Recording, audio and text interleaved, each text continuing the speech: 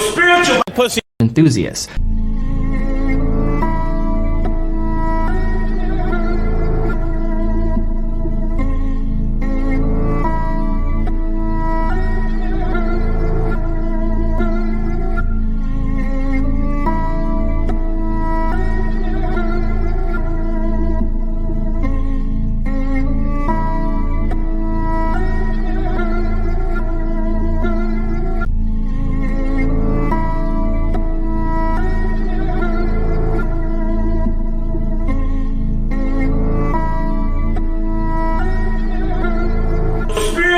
Pussy enthusiast. I am everything a God is, and a God is not. Giving birth in some miraculous way to one called Jesus. Mary is the awareness of being that ever remains virgin, no matter how many desires it gives birth. True. Right now, look upon yourself as this Virgin Mary, being impregnated by yourself through the medium of desire, becoming one with your desire to the point of embodying or giving birth to your desire. For instance, it is said of Mary, whom you now know to be yourself, that she know not a man, yet she conceived. That is, you, John Smith, have no reason to believe that that which you now desire is possible. But having discovered your awareness of being to be God, you make this awareness your husband and conceive a man-child, manifestation, of the Lord. For thy maker is thine husband. The Lord of hosts is his name. The Lord God of the whole earth shall he be called. Your ideal or ambition is this conception, the first command to her, which is now to yourself, is go. Tell no man. That is, do not discuss your ambitions or desires with another, for the other will only echo your present fears. Secrecy is the first law to be observed in realizing your desire. The second, as we are told in the story of Mary, is to magnify the Lord. We have identified the Lord as your awareness of being. Therefore, to magnify the Lord is to revalue or expand one's present conception of oneself to the point where this revaluation becomes natural. When this naturalness is attained, you give birth by becoming that which you are one within consciousness. The story of creation is given us in digest form in the first chapter of John. In the beginning was the Word. Now, this very second is the beginning spoken of. It is the beginning of an urge, a desire. The Word is the desire swimming around in your consciousness, seeking embodiment. The urge of itself has no reality, for I am, or the awareness of being, is the only reality. Things live only as long as I am aware of being them. So to realize one's desire, the second line of this first verse of John must be applied. That is, and the Word was with God. The word or desire must be fixed or united with consciousness to give it reality. The awareness becomes aware of being the thing desired, thereby nailing itself upon the form or conception and giving life unto its conception or resurrecting that which was heretofore a dead or unfulfilled desire. Two shall agree as touching anything, and it shall be established on earth. This agreement is never made between two persons. It is between the awareness and the thing desired. You are now conscious of being. So you are actually saying to yourself, without using words, I am. Now, if it is a state of health that you are desirous of attaining, before you have any evidence of health in your world, you begin to feel yourself to be healthy. And the very second the feeling I am healthy is attained, the two have agreed. That is, I am and health have agreed to be one. And this agreement ever results in the birth of a child, which is the thing agreed upon. In this case, health. And because I made the agreement, I express the thing agreed. So you can see why Moses stated, I am has sent me. For what being other than I am could send you into expression? None. For I am the way.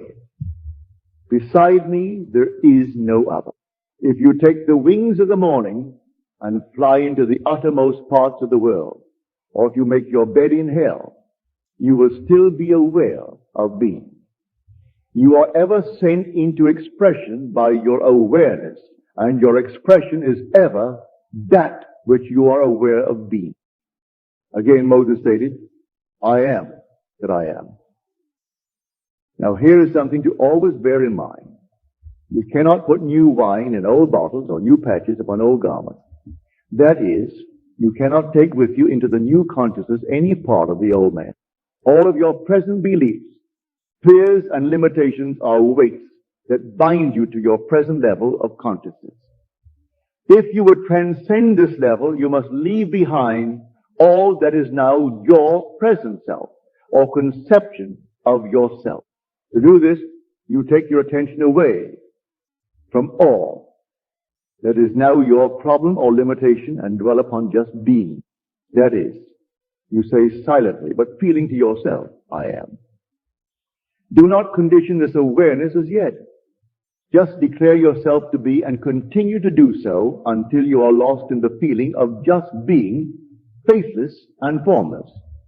When this expansion of consciousness is obtained, then within this formless deep of yourself, give form to the new conception by feeling yourself to be that which you desire to be. You will find within this deep of yourself all things to be divinely possible. Everything in the world which you can conceive of being is to you, within this present formless awareness, a most natural attainment. The invitation given us in the scriptures is to be absent from the body and be present with the Lord. The body being your former conception of yourself, and the Lord your awareness of being. This is what is meant when Jesus said to Nicodemus, "Ye must be born again, for except ye be born again, ye cannot enter the kingdom of heaven." That is, except you leave behind you your present conception of yourself and assume the nature of the new birth, you will continue to outpicture your present limitation. The only way to change your expressions of life is to change your consciousness. For consciousness is the reality that eternally solidifies itself in the things round about you.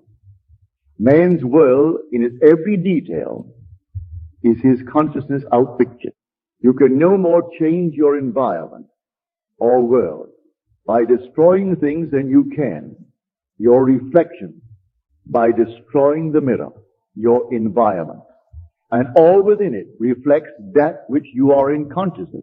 As long as you continue to be that in consciousness, so long will you continue to outpicture it in your world. Knowing this, begin to revalue yourself. Man has placed too little value upon himself. In the book of Numbers you will read, in that day there were giants in the land, and we were in our own sight as grasshoppers, and we were in their sight as grasshoppers. This does not mean a time in the dim past when man had the stature of giants. Today is the day, the eternal, that when conditions round about you have attained the appearance of giants, such as unemployed, the armies of your enemy, your problems, and all things that seem to threaten you. Those are the giants that make you feel yourself to be a grasshopper. But you are told you were first in your own sight a grasshopper, and because of this you were to the giants a grasshopper. In other words, you can only be to others what you are first to yourself. Therefore, to revalue yourself and begin to feel yourself to be the giant, a center of power, is to dwarf these former giants and make of them grasshoppers. All the inhabitants of the earth are as nothing, and he does according to his will in the armies of heaven and among all the inhabitants of the earth. And none can stay his hand, nor say unto him, "What doest thou?" As being spoken of is not the orthodox God sitting in space, but the one and only God, the everlasting Father, your awareness of being. So awake to the power that you are, not as man, but as your true self, of faceless, formless awareness, and free yourself from your self-imposed prison. I am the good shepherd, and know my sheep, and am known of mine. My sheep hear my voice, and I know them, and they will follow me. Awareness is the good shepherd. What I am aware of being is the sheep that follow me. So good a shepherd is your awareness that it has never lost one of the sheep that you are aware of being. I am a voice calling in the wilderness of human confusion, for such as I am aware of being. And never shall there come a time when that which I am convinced that I am shall fail to find me. I am is an open door for all that I am to enter. Your awareness of being is Lord and shepherd of your life. So the Lord is my shepherd. I shall not want is seen in its true light now to be your consciousness. You could never be in want of proof or lack the evidence of that which you are aware of being. This being true, why not become aware of being great, God-loving, wealthy, healthy, and all attributes that you admire? It is just as easy to possess the consciousness of these qualities as it is to possess their opposites. For you have not your present consciousness because of your world. On the contrary, your world is what it is because of your present consciousness. Simple, is it not? Too simple, in fact, for the wisdom of man that tries to complicate everything.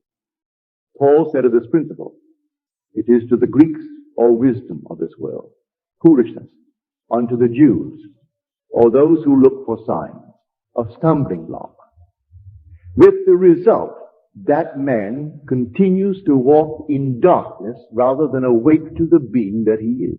Man has so long worshipped the images of his own making that at first he finds this revelation blasphemous, since it spells death to all his previous beliefs in a God apart from himself. This revelation will bring the knowledge that I and my Father are one, but my Father is greater than I. You are one with your present conception of yourself, but you are greater than that which you are at present aware of being. Before man can attempt to transform his world, he must first lay the foundation. I am the Lord. That is man's awareness. His consciousness of being is God. Until this is firmly established, so that no suggestion or argument put forward by others can shake it, he will find himself returning to the slavery of his former belief.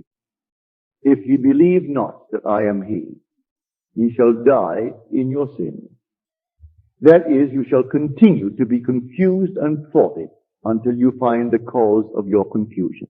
When you have lifted up the Son of Man, then shall you know that I am he. That is, that I, John Smith, do nothing of myself, but my Father, or that state of consciousness which I am now one with, does the work. When it is realized, every urge and desire that springs within you shall find expression in your world. Behold, I stand at the door and knock. If any man hear my voice and open the door, I will come into him and sup with him and he with me.